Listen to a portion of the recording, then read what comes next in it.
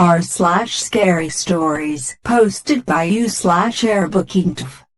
The Ghost Girl. True story. I was riding my bike home from my grandparents' house. I took a wrong turn and ended up on this cul-de-sac. That's when I heard a young voice. I turned around to see this little girl in her driveway sweeping these rocks out of it. This little girl was probably around 6 to 8 years old. I looked at the house. There was no sign of life at all. No lights were on, no cars in the garage, just darkness inside. She looked up and asked, "Do you want to come play?" I said no, I've got to get home.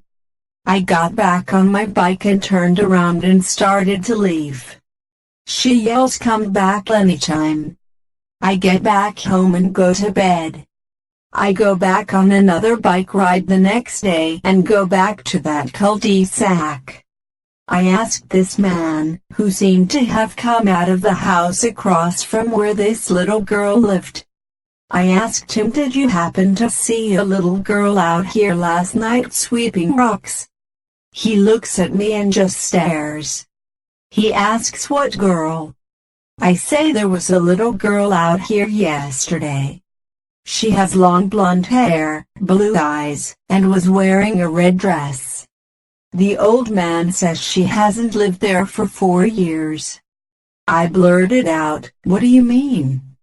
"I just saw her yesterday." He says the kid has been dead for 4 years. I ask, "She what?" He looked me in the eyes and says, "She was killed 4 years ago." I feel my world spiraling. What the hell was that? Was this girl some kind of ghost? Well, I went and asked an associate with the local police department about it, and he confirmed that she was indeed dead for 4 years. She was struck and killed by a car. She went out into the road while sweeping rocks. The driver tried to swerve and hit the little girl. This all happened within the years 2014 to 2018.